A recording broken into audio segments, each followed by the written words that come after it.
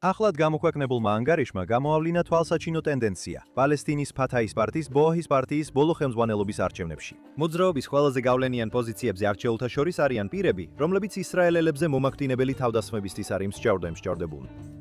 ანგარიშის მიერ გამოვლენილი ფაქტები და ის, თუ ვინ აღმოჩნდა ხმების სათავეში, სერიოზულ კითხვებს აჩენს ეგრეთ წოდებული ზომიერი პალესტინის ადმინისტრაციის ხელმძღვანელობის მომავალი კურსის შესახებ. ეს და სხვა ამბები შემდეგ Judaization-ში. იეშუას საბჭოს კვლევისა და ინფორმაციის დეპარტამენტმა გასულ კვირას გამოაქვეყნა საინფორმაციო ბარათი, სადაც ნათქვამია, რომ ფათაჰის ცენტრალურ კომიტეტში მერვე გენერალური კონგრესის დროს არჩეულთა შორის ბევრს ტერორიზმთან დაკავშირებული დანაშაულებისთვის ჰქონდა მისჯილი სასჯელი, რომელთა დროსაც ათეულობით ისრაელი მოკლეს.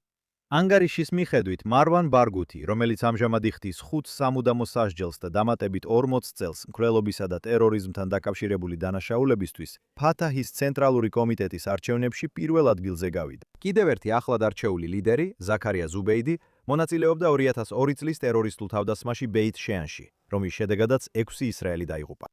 ის 2025 წლის იანვარში გაათავისუფლეს ციხიდან ძევლების გათავისუფლების მიზნით მიღწეული ზავის ფარგლებში. ანგარიში ასევე მიუთითებს აჰმად აბუ ალ-ქადერზე, რომელიც 2 ისრაელის მკვლელობისთვის იყო მსჯავრდებული და 2025 წელს ციხიდან გათავისუფლების შემდეგ ფათაჰის რევოლუციურ საბჭოში აირჩიეს. იეშუას საბჭო აცხადებს, რომ მსჯავრდებული ტერორისტების მაღალი თანამდებობებზე არჩევა აჩვენებს, რომ პალესტინის ადმინისტრაციის ხელმძღვანელობა კვლავ აჯილდოებს და აწინაურებს ისრაელელებზე თავდასხმებში მონაწილე პირებს. მეგობრებო, უბრალოდ შეხედეთ ახლად არჩეული ფათაჰის ცენტრალური კომიტეტის წევრების სიასიას. საუბარია ყველაზე საშიშ მსჯავრდებულ ტერორისტებს შორის ზოგიერთზე.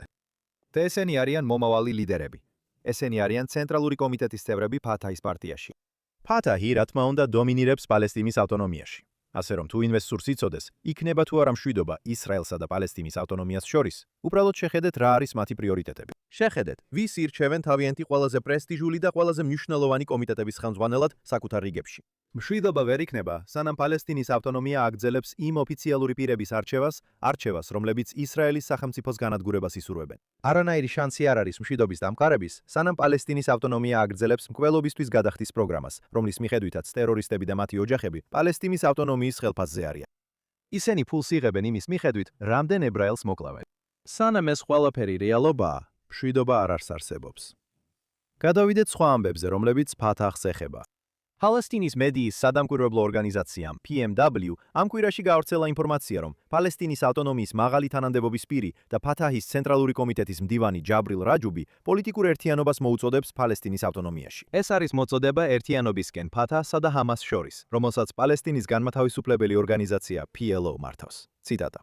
პოლიტიკური პლურალიზმით ერთიანი ეროვნული ხელისუფლების, ერთი კანონისა და ერთი იარაღის ქვეშ. რაჯუბისთვის ასეთი პოლიტიკური ერთიანობის მთავარი ამოცანა ისრაელთან ბრძოლაა. რაჯუბა განაცხადა შემდეგი. მოდით გავაერთიანოთ ძალები. ის საუბრობს ფათაჰსა და ჰამასზე, რათა დაეხმარონ მსოფლიოს თავისუფალ ხალხს, რომლებიც ჩვენს მტერს აკრავენ გარს, ანუ ისრაელი და კაცობრიობის მტერი. ნეონაცისტები, რომლებიც აკონტროლებენ ოკუპაციის სახელმწიფოს, ვისი შეთქმულებაც ახლა ყველასთვის გამჟღავნებულია და ჩაფლულია სახელმწიფო ტერორის ჭაობში. ესე იგი, ეს არის ერთ-ერთი პალესტინის ავტონომიის ლიდერი, რომელიც თითქოს ჩვენი მშვიდობის პარტნიორი უნდა იყოს, ხომ ასეა? და ის მოუწოდებს ჰამასთან გაერთიანებას ისრაელის წინააღმდეგ საბრძოლველად. დააკვირდით, როგორ უწოდებს ებრაელებს ნეონაცისტებს. ეს ტიპიურია 7 ოქტომბრის შემდეგ. ასევე ირონიულია, რადგან პალესტინის ავტონომიის ლიდერი მაჰმუდ აბასი ცნობილია როგორც ჰოლოკოსტის უარმყოფელი. მაგრამ დაუბრუნდეთ ჩემს აზრს. ფათაჰი და ჰამასი ყოველთვის ერთმანეთს სულდათ. 2007 წლის ივნისში ჰამასმა და ფათაჰმა მოკლე, მაგრამ ინტენსიური შიდა კონფლიქტი გადაიტანეს, რის შემდეგაც ჰამასმა აიღო კონტროლი ღაზაზე. გახსოვთ, როგორ აგდებდა ჰამასი ფათაჰის წევრებს ღაზაში სახურავებიდან, ასე რომ ისინი ვერასდროს უგებდნენ ერთმანეთს. მაგრამ როდის ერთიანდებიან ისინი? როცა საქმე ეხება მათ სურვილს გაანადგურონ ისრაელი და რაც შეიძლება მეტი ებრაელი მოკლან. ფათაჰის წევრები კოსტიუმებს ატარებენ, ხოლო ჰამასის წევრები ტერორისტულ ეკიპირებაში არიან. ფათაჰი ისრაელის ეტაპობრივად განადგურებას უჭერს მხარს, ხოლო ჰამასი ამას ერთდროულად სურს. მაგრამ ეს პოლიტიკის თვალსაზრისით მცირე განსხვავებებია. საერთო ჯამში ორივე ეს ჯგუფი ყველა ებრაელის სიკვდილს ისურვებს. ასე რომ ნუ დაიჯერებთ ტყუილებს, თითქოს იუდეასა და სამარიაში ტერორისტები არ არიან, ისინი მხოლოდ ღაზაში არიან. სამწუხაროდ, ჰამასი და ფათაჰიც ამ რეგიონშიც არსებობენ და ჩანს, რომ ისინი მზად იქნებიან გაერთიანდნენ თავიანთი საერთო მიზნისთვის, ტერორიზმისთვის ებრაული სახელმწიფოს წინააღმდეგ. გავაგრძელოთ, მეგობრებო, ისრაელის თავდაცვის ძალებმა, შინ ბეთმა და ისრაელის პოლიციამ ამ კვირაში განაცხადეს, რომ ტერორისტი, რომელმაც 2007 წლის 19 ნოემბერი, 1 ნოემბერი ფუნდუკის სოფელში ისრაელელი იეჰუდა ზოლდანი მოკლა, დააკავეს. დაკავების შემდეგ ის შინ ბეთის დაკითხვაზე გადაიყვანეს. როგორც ჩანს, ტერორისტი შადი ჯამა მთელი ეს დრო პალესტინის ადმინისტრაციის პატიმრობაში იმყოფებოდა. ვარაუდობ, რომ მას პალესტინის ადმინისტრაცია იცავდა, რათა ისრაელს მისი დაკავება არ შეძლებოდა. რაღაც მიზეზით პალესტინის ადმინისტრაცია მის გაათავისუფლა და ისრაელი მაშინვე იქ იყო, რომ დაეკავებინა. ამას რამდენიმე მიზეზის გამო ვახსენებ. პირად დონეზე ზოლდანის ოჯახს ვიცნობ. მახსოვს, როცა მათი შვილი იიდუ მოკლეს. ღმერთმა იძიოს მისი სისხლი. და მეორე მხრივ, ეს თავდასხმა ჯერ კიდევ 2007 წელს მოხდა. სხვა სიტყვებით, ტერორისტებმა ეს მკვლელობა 19 წლის წინ ჩაიდინეს. ამას ხედავთ, რომ ისრაელი არ ივიწყებს და ისრაელი არ პატიობს. 19 წელი დასჭირდა, მაგრამ საბოლოოდ სამართლიანობა აღსრულდა. არ ვიცი, ამ შემთხვევაში ახალი სიკვდილით დასჯის კანონი ვრცელდება თუ არა. რამდენიმე კვირის წინ ვსაუბრობდით ამ კანონის ამოქმედებაზე. თუ არა, ამ ტერორისტმა მკვლელმა არასოდეს უნდა გამოვიდეს ციხიდან. იმედი მაქვს, ეს დაპატიმრება ოჯახს თუნდაც მცირე ნუგეშს მისცემს. მაგრამ როგორც უკვე ვთქვი და ყველა პოტენციურმა ტერორისტმა უნდა დაიმახსოვროს, ისრაელი არ ივიწყებს და არ პატიობს. წინა კვირას ჩვენ განვიხილეთ ახალი კანონპროექტი, რომელიც ინიციირებულია დეპუტატ ამით ჰალევის მიერ და რომლის მიზანიც იუდეისა და სამარიის მემკვიდრეობის სააგენტოს შექმნა. ახალი სტრუქტურა მემკვიდრეობის სამინისტროში იქნება პასუხისმგებელი იუდეასა და სამარიაში არქეოლოგიური ძეგლების დაცვაზე. ეხლა კი ამ კვირაში ისრაელის მთავრობამ დაამტკიცა 250 მილიონი შეკელის გეგმა, რომელიც ითვალისწინებს მემკვიდრეობის ძეგლების განვითარებასა და დაცვას მთელ რეგიონში, მათ შორის იორდანეს ველასა და იუდეის უდაბნოში. ინიციატივა დააფინანსებს ანტიკურ და მემკვიდრეობის ძეგლების დაცვას, განვითარებასა და ხელმისაწვდომობას. გეგმა ასევე შექმნის რეგიონულ მემკვიდრეობის ცენტრებს, გააფართოებს ტურისტულ ინფრასტრუქტურას და გააძლიერებს ანტიკვარული ნივთების ქურდობისა და განადგურების წინააღმდეგ ბრძოლის ზომებს ამ ტერიტორიაზე. ცენტრები ასევე განკუთვნილია კვლევის, განათლებისა და ტურიზმის ჰაბებად, პარალელურად მრავალწლიანი ვიზიტორთა ინფრასტრუქტურის განახლებით, რომლის მიზანიც ისრაელელებისა და საერთაშორისო ვიზიტორების მოზიდვაა. ამიტომ ეს ორი პუნქტი ერთი და იმავე ფართო პოლიტიკის მიმართულების შემავსებელი ნაწილებია. ერთი არის დაფინანსების განხორციელება, მეორე კი ინსტიტუციური რესტრუქტურიზაცია. მთავრობის გეგმა ამბობს, რომ ჩვენ დავაბანდებთ ფულს და განვავითარებთ ობიექტებს. ხოლო ჰალევის კანონპროექტი ამბობს, რომ ჩვენ შევქმნით ახალ უწყებას ამ ობიექტების სამართავად. საბოლოო ჯამში პალესტინის ავტონომია თვალს ხუჭავს იმაზე, რომ არაბები, რომლებიც წლების განმავლობაში მათ იურისდიქციაში ცხოვრობენ, აუარესებენ უძველეს ებრაულ მემკვიდრეობის ობიექტებს. და როგორც გასულ კვირას ვთქვი, მიზანია ფიზიკურად სცადონ ებრაული ისტორიის წაშლა. როგორც ჩანს, წლების შემდეგ ისრაელი საბოლოოდ რაღაცას აკეთებს ამ საკითხთან დაკავშირებით. იმედია ჰალევი კანონპროექტი მიიღება და ამავე დროს ვაფასებ ამ ახალ დაფინანსებას. ისრაელმა უნდა მკაფიოდ აჩვენოს, რომ ჩვენი ისტორიის განადგურება უბრალოდ მიუღებელია. გავაგრძელოთ და აქ კარგი ამბავი გვაქვს. ისრაელის დაგეგმარების ორგანოებმა დაამტკიცეს იუდეასა და სამარიაში მდებარე თემებში 2000-ზე მეტი საცხოვრებელი ერთეულის განვითარება. ისრაელის თავდაცვის სამინისტროს სამოქალაქო ადმინისტრაციის უმაღლესმა დაგეგმარების საბჭომ წინ წასწია 2162 ახალი საცხოვრებელი ერთეულის გეგმა. ისრაელის ფინანსთა მინისტრ ბეცალელ სმოტრიჩის თქმით, ეს არის უფრო ფართო ძალისხმევის ნაწილი, რომელიც მიზნად ისახავს იერუსალიმის კონტროლის გაძლიერებას ამ ტერიტორიაზე. ამაზე პირველად არხმა 14-მა გაავრცელა ინფორმაცია გასულ კვირას. სმოტრიჩმა განაცხადა, რომ ჩვენ პრაქტიკაში ვაგრძელებთ შენებას ისრაელის მიწაზე. სმოტრიჩმა, რომელიც ასევე თავდაცვის სამინისტროში მინისტრის თანამდებობას იკავებს და იუდეასა და სამარიაში საკითხებზე პასუხისმგებელი, ეს კომენტარები გააკეთა. მან თქვა, რომ მათი დამტკიცებები მხოლოდ დაგეგმვის ზომები არ არის. ეს არის ეროვნული წამოწყება, რომელიც ამყარებს ჩვენს პოზიციებს ამ მიწაზე. ეს აძლიერებს ისრაელის უსაფრთხოებას და ქმნის მკაფიო ფაქტებს ადგილზე, რაც ხელს უშლის არაბული ტერორისტული სახელმწიფოს შექმნას ქვეყნის გულში. არხის მიერ გავრცელებული დამტკიცებული გეგმების მიხედვით, გვაოჩი, ებრაულ დასახლებაში, რომელიც მდებარეობს უფრო დიდი დასახლების ალონ შუთის მახლობლად, აშენდება 1006 საცხოვრებელი ერთეული. ეს გუშ ეციონში. პროექტი მიზნად ისახავს გვაოთის ურბანულ ცენტრად განვითარებას და საბოლოოდ შეიძლება მოიცავდეს 1000-ობით დამატებით საცხოვრებელ ერთეულს. დავიმახსოვროთ, პრემიერ-მინისტრ ნეთანიაჰუს ხელმძღვანელობით მოქმედმა მთავრობამ უპრეცედენტო კამპანია წამოიწყო ისრაელის კონტროლის გასაფართოებლად იუდეასა და სამარიაზე. მისმა მთავრობამ 3 წლისა და ნახევრის წინ ფიცის დადების შემდეგ 10,000-ობით სახლი და ათეულობით ახალი დასახლება დაამტკიცა. ბოლო გამოკითხვის მიხედვით, თითქმის 70% ისრაელელთა სურს ქვეყანამ იუდეასა და სამარიაზე სრული იურიდიული სუვერენიტეტი გაავრცელოს. ასე რომ ეს ნამდვილად შესანიშნავი ამბავია.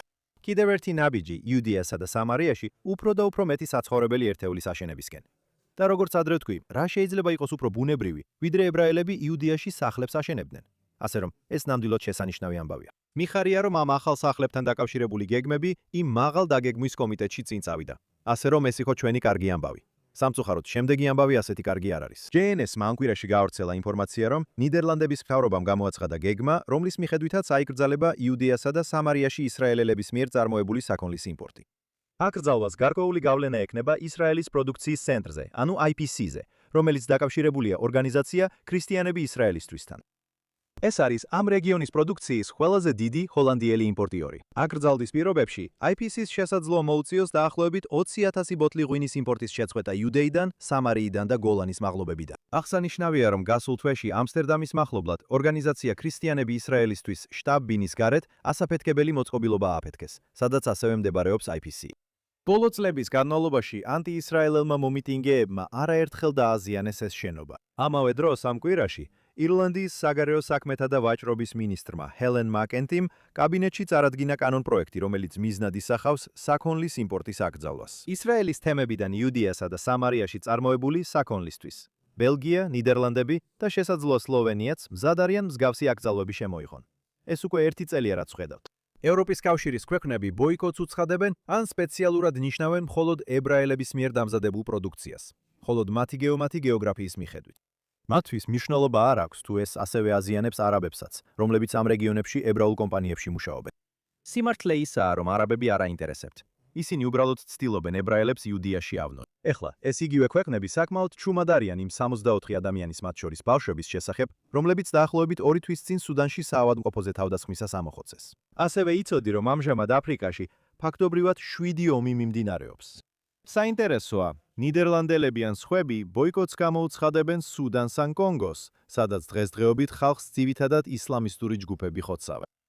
ეჭვი მეპარება. ისინი ურჩევნიათ იუდეაში ებრაული ბიზნესები ბოიკოტს გამოუცხადონ. ისინი ურჩევნიათ ინერვიულონ საბავშვო ბაღებზე და სათამაშო მოედნებზე, რომლებიც ისრაელის ისტორიულ გულში შენდება, ვიდრე აფრიკაში ათასობით ადამიანის მკვლელობაზე. სინამდვილეში დღეს მსოფლიოში დაახლოებით 30-დან 60-მდე აქტიური კონფლიქტია. ისრაელი, რა თქმა უნდა, ერთ-ერთ ამ კონფლიქტშია ჩართული რამდენიმე ფრონტზე. ომი, რომელიც ისრაელმა არ დაიწყო, არამედ პასუხია 7 ოქტომბრის მასაკრზე. თუმცა ნიდერლანდებში ისინი დაკავებულნი არიან ებრაული პროდუქციის ბოიკოტით და მხოლოდ ებრაული პროდუქციის ბოიკოტით. ჰოლანდიელებს და სხვებს ვეუბნები. სირცხვილია. ეს არის ნეგატიური მხარე ევროპაში, მაგრამ აი ერთი დიდი კარგი ამბავი. სლოვენიამ გასულ კვირას აირჩია ახალი პროისრაელელი პრემიერ-მინისტრი, რომლის სახელია იანეშ იანშა. სლოვენია ხშირად ითვლება ერთ-ერთ ყველაზე მტრულად განწყობილ ქვეყნად ებრაული სახელმწიფოს მიმართ. იმედია ძალიან მალე დავიწყეთ ცვლილებების დანახვას.